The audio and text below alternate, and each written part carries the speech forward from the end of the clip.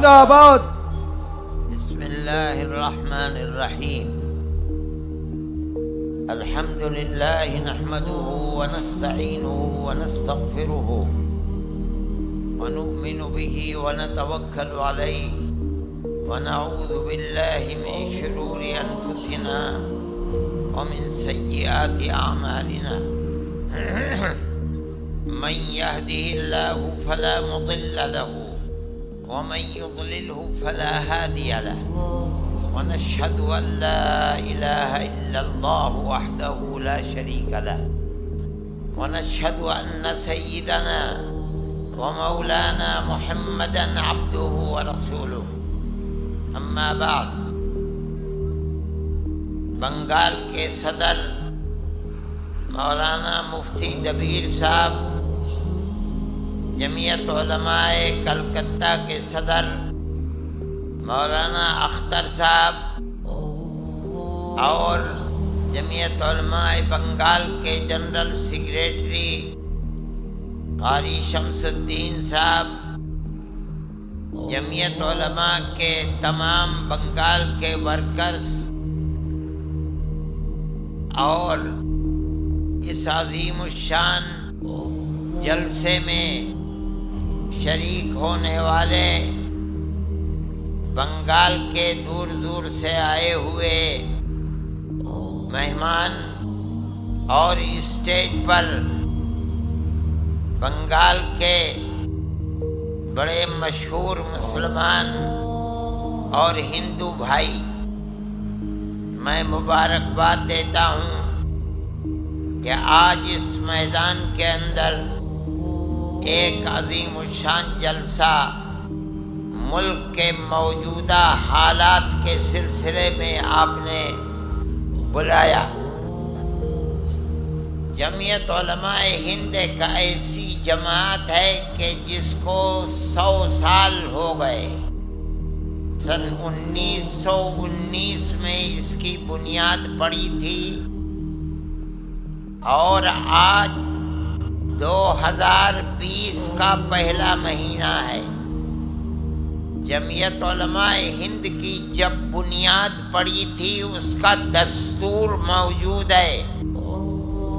اس کے دستور میں لکھا ہے کہ جمعیت علماء کا ادیش، مقصد اور غرض ہندوستان کے بسنے والے جتنی کمیونٹیاں ہیں، ہندو، مسلمان، سکھ، عیسائی اور دوسری کمیونٹیوں کے درمیان میں قربت اور محبت کو پیدا کرنا.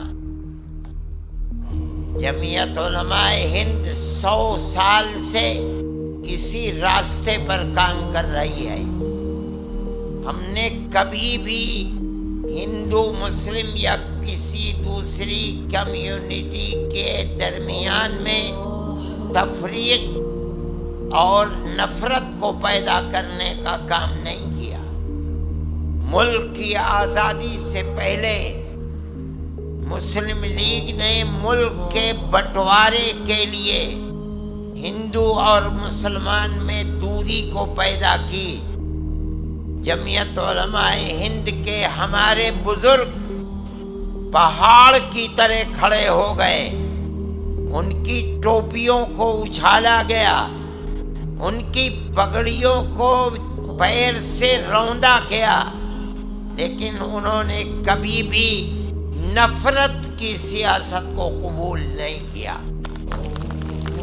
ملک کی تقسیم کی مخالفت کی.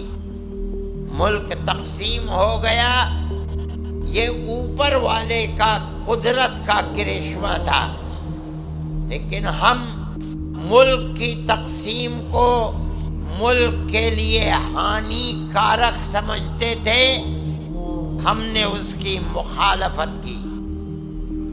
ملک کے بعد ملک کے اندر ایک طبقہ پیدا ہوا. میں آپ کو بتاتا ہوں کہ جیسے جیسے ملک کی آزادی قریب آتی تھی، جمعیت علماء ہند گاندھی جی سے، موتی لال نہرو سے جواہر لال نہرو سے بار بار یہ عہد لیتی چلتی تھی کہ جب ملک آزاد ہوگا تو ملک کا دستور سیکولر دستور ہوگا۔ کانگریس کی ورکنگ کمیٹیوں کی تجویزیں موجود ہیں، ریزولیشن موجود ہیں، وہ برابر ہم کو لکھتے تھے کہ ہم وعدہ کرتے ہیں کہ ملک کا دستور سیکولر دستور ہوگا، کنتو جب ملک آزاد ہوا اور تقسیم ہو گیا تو ملک سے ایک طاقت اٹھی جس نے یہ کہا کہ مسلمانوں نے اپنا حق پاکستان لے لیا، اب ہمارے ملک کا دستور سیکولر دستور نہیں بلکہ ملک ہندو راشٹر ہوگا۔ جمعیت علماء ہند وہ تنہا جماعت تھی جو گاندھی جی کو، جواہر لال نہرو کو پکڑ کر بیٹھ گئی۔ ہم نے کہا ہم سے جو وعدہ کیا تھا، آپ کے ریزولیشن ہمارے پاس موجود ہیں، آپ نے ہم سے وعدہ کیا تھا کہ ملک کا دستور آزادی کے بعد سیکولر دستور ہوگا، اس وعدے کو پورا کرو۔ اگر ملک کی تقسیم پر دستخط کیے ہیں تم نے کیے ہیں، مجرم تم ہو، ہم نے ملک کی تقسیم کو قبول نہیں کیا۔ شریف لوگ تھے جو وعدے کیے تھے اس کے سامنے جھکے اور ملک کا دستور سیکولر دستور بنا۔ لیکن ہمیں اس کا افسوس ہے کہ ملک کے اندر ایک طاقت بڑھتی رہی جو اس ملک کے سیکولر دستور کو آگ لگا کر ملک کے اندر ہندو راشٹر بنا کر ایک ایسا دستور لانا چاہتی تھی جس سے ملک کا تانا بانا بکھر جائے، اقلیت اور اکثریت الگ ہو جائے۔ افسوس کی بات ہے کہ اس ملک کی طاقت کو آہستہ آہستہ آہستہ آہستہ طاقت ملتی رہی، شکتی ملتی رہی، یہاں تک کہ بی جے پی کی حکومت آ گئی۔ سب سے پہلی چیز آسام ہے جس کے اندر NRC کو لاگو کیا گیا، ہم نے اس کی مخالفت کی۔ 48 لاکھ عورتیں جن کے اندر 28 لاکھ مسلمان عورتیں تھیں اور 25 لاکھ ہندو عورتیں تھیں، ہم نے ان کے مقدمے کو سپریم کورٹ میں لڑا، اس لیے کہ جمعیت علماء کے سامنے ہندو مسلم کوئی چیز نہیں ہے، ان کے اوپر تلوار لٹک رہی تھی۔ ہم گئے سپریم کورٹ میں، ہم نے سپریم کورٹ کے بڑے سے بڑے وکیل کو، ہمیں ایک ایک تاریخ پر ایک ایک وکیل کو 15 لاکھ روپیہ دینا پڑتا تھا۔ ہم نے مقدمہ لڑا، ہمیں یہ خطرہ تھا کہ اگر ہم مقدمے میں ناکام ہو گئے تو ان 48 لاکھ عورتوں کا اور ان کے بچوں کا جو کروڑوں ہو جائیں گے ان کا ملک کے اندر بنے گا کیا؟ لیکن ہم اللہ کا شکر ادا کرتے ہیں کہ سپریم کورٹ کا فیصلہ 100% نہیں 101% ہمارے حق میں آیا۔ ان لوگوں کو نیشنلٹی ملی، ہمارے نزدیک ہندو مسلم کوئی چیز نہیں ہے۔ وہ لوگ ہندو اور مسلمان جو ڈی ووٹر لسٹ کے اندر جیلوں میں زندگی گزار رہے تھے، ہم نے ان کے سینکڑوں مقدمے لڑے ہیں۔ اگر ہم نے ہزاروں مسلمانوں کو جیلوں سے نکالا ہے تو ہم نے 1400 کے قریب ہندو خاندانوں کو بھی جیلوں سے نکالا ہے۔ دیکھیے آسام کے اندر ہم آج بھی ان کے کیس کو لڑ رہے ہیں۔ ابھی 5 دن پہلے ہم نے سپریم کورٹ سے جو فیصلہ لیا ہے، ہمیں امید ہے کہ چند آنے والے دنوں کے اندر فیصلہ اللہ چاہے گا تو ہمارے حق میں آئے گا، وہ ہندوؤں کے لیے بھی ہوگا، مسلمانوں کے لیے بھی ہوگا، لیکن NRC ہندوستان کے غریب لوگوں کو، میں صرف مسلمان ہی کو نہیں کہتا، مسلمان ہیں، دلت ہیں، قبائلی لوگ ہیں، ان سب کے لیے ایک مصیبت کی چیز ہے۔ اگر صرف آسام کے اندر 5.5 لاکھ مسلمان اور 1300-1400 ہندو اس کی تلوار کے نیچے ہیں، تو جب پورے ملک کے اندر ایک NRC آئے گی تو کتنے کروڑ ہندو اور مسلمان اور دلت اس مصیبت کا شکار ہوں گے، اس کو آج کوئی نہیں جانتا۔ میں نہیں سمجھتا ہوں کہ ہندوستان کے ہوم منسٹر یا ہندوستان کے پرائم منسٹر جو کچھ کہہ رہے ہیں، آج آپ کے اس شہر کے اندر پرائم منسٹر جس شہریت کے ترمیمی قانون کے بارے میں کہتے ہیں کہ اس میں کوئی خرابی کی بات نہیں ہے، لیکن میں نہیں سمجھتا کہ ان کی اس بات کے اندر کوئی واستوکتا اور حقیقت ہے۔ جب یہ قانون بن گیا اور اس قانون کے مطابق عمل ہوگا تو آپ دیکھیے گا کہ مسلمان کو اس کے اندر نقصان پہنچے گا۔ مسئلہ ہندو مسلمان کا نہیں ہے، مسئلہ تو ہندوستان کے دستور کا مسئلہ ہے۔ یہ دستور اگر سیکولر دستور ہے تو مذہب کی بنیاد پر کسی کو اس سے نہیں نکالا جا سکتا۔ آپ اسی چیز کو اپنے دوسرے الفاظ میں پیش کر سکتے تھے۔ آپ ہندو اور مسلمان کا نام نہ لیتے، آپ یہ کہتے کہ پاکستان، بنگلہ دیش، افغانستان سے جو آدمی مذہب کی بنیاد پر پریشان ہو کر آئے گا ہم اس کو نیشنلٹی دیں گے۔ ظاہر ہے کہ کوئی مسلمان مذہب کی بنیاد پر پریشان ہو کر وہاں سے نہیں آ سکتا، کوئی بات ہی نہیں تھی۔ آپ کیوں ہندو، مسلم، سکھ، عیسائی کا نام کیوں لیتے ہو؟ آپ کسی کا بھی نام نہ لو، آپ یہ کہو جو مذہب کی بنیاد پر پیڑت آئے گا ہم اس کو نیشنلٹی دیں گے۔ اس میں مسلمان نہیں آ سکتا تھا، لیکن آپ کو اپنی اس کمیونٹی کو جو فرقہ پرستی کی ذہنیت رکھتی ہے، آپ کو یہ سجھاؤ دینا تھا، وچار دینا تھا کہ اگر مسلمان کو کوئی نقصان پہنچا سکتا ہے تو ہم پہنچا سکتے ہیں۔ اس لیے آپ نے سب کا نام لیا، مسلمان کا نام نہیں لیا۔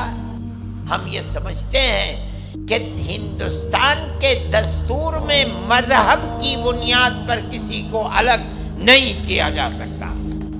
آپ نے کیوں مذہب کی بنیاد پر الگ کیا؟ آج سارے ہندوستان میں جو احتجاج ہو رہا ہے وہ اسی بنیاد پر ہو رہا ہے کہ ہندوستان کے سیکولر دستور کو بدل کر آپ ملک کو ہندو راشٹر بنانا چاہتے ہیں۔ ہندوستان کے ہندو، ہندوستان کے مسلمان یہ سمجھتے ہیں کہ اگر سیکولرزم ہندوستان سے ختم ہوگا تو ہندوستان ختم ہو جائے گا۔ یہ غلط سمجھا جا رہا ہے، سمجھایا جا رہا ہے کہ اس سے کوئی نقصان نہیں ہے، اس سے نقصان ہے۔ آپ دوسرا قانون لے آئے، NPR، صحیح ہے، NPR پہلے سے موجود ہے، لیکن آپ اس NPR کے اندر جو نئی دفعات لے کر آئے ہیں، آپ ان نئی دفعات کو نکال دیجئے، ہندوستان کے اندر کوئی احتجاج نہیں ہوگا۔ سن 11 اور 10 کے اندر جس طریقے سے آپ نے NPR کو لاگو کیا تھا، یہ 8-10 چیزیں نکال کر آپ اسی طریقے پر کر لیجئے، اس کے اندر کوئی حرج نہیں ہے، لیکن آپ ماں باپ کا نام، ان کی پیدائش کی جگہ، ان کی تاریخ پیدائش کو لا کر ایک بہت بڑے ہندوستان کے طبقے کو NCR کے اندر ہانی پہنچانا چاہتے ہیں، اور وہ کون لوگ ہوں گے؟ ان کے اندر مسلمان ہوں گے، دلت ہوں گے، قبائلی ہوں گے، ہندو ہوں گے، مسلمان ہوں گے، سب مصیبت کا شکار بنیں گے۔ میں چاہتا تھا کہ مجھے وقت ملتا تو میں آپ کو بتاتا کہ کس طرف حکومت چل رہی ہے۔ میں یہ سمجھتا ہوں کہ یہ بڑی اچھی ایک چیز ہوئی ہے۔ انہوں نے 7-8 سال میں ہندو اور مسلم نفرت کی جو دیواریں کھڑی کی تھیں، آج NCR اور NPR اور شہریت کے ترمیمی قانون نے ہندو مسلمان کو اکٹھا کر کے ان کی نفرت کی دیواروں کو توڑ دیا ہے۔ سارے ملک کے اندر ہر جگہ مسلمان جوان، ہندو جوان، ہندو لڑکیاں، مسلمان لڑکیاں ہیں جو میدان کے اندر کھڑی ہوئی ہیں کہ ملک کے سیکولر دستور کو ہم ختم نہیں ہونے دیں گے۔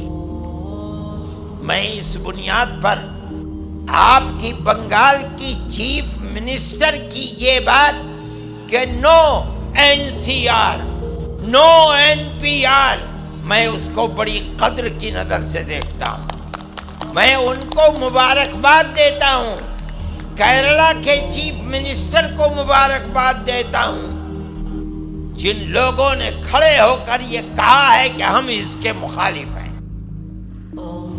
میں یہ سمجھتا ہوں کہ اگر اس طرح ہندوستان کی جنتا، مسلمان، ہندو، سکھ، عیسائی مل کر اس کا وروध کریں گے تو ایک نہ ایک دن آئے گا جب گورنمنٹ کو پیچھے ہٹنا پڑے گا، اور یہ چیز ہندوستان کی طاقت کا سبب بنے گی اور ہندوستان کی ترقی کے لیے راہیں کھولیں گی۔ ہم یہ سمجھتے ہیں کہ اس تحریک نے اور ان کے اس اسٹینڈ نے ان کو جھارکھنڈ سے باہر کر دیا۔ ہم سمجھتے ہیں کہ آنے والے دنوں میں اللہ چاہے گا تو دلی میں باہر ہوں گے، بہار میں باہر ہوں گے، بنگال میں باہر ہوں گے۔ یہ وہ چیز ہے جو ملک کے سیکولر دستور کو مضبوط کرے گی، اور ملک کا سیکولر دستور مضبوط ہونا چاہیے۔ میں یہ سمجھتا ہوں کہ آپ حضرات نے اس موقع کے اوپر اس جلسے کو بلا کر بہت بڑا کام کیا ہے۔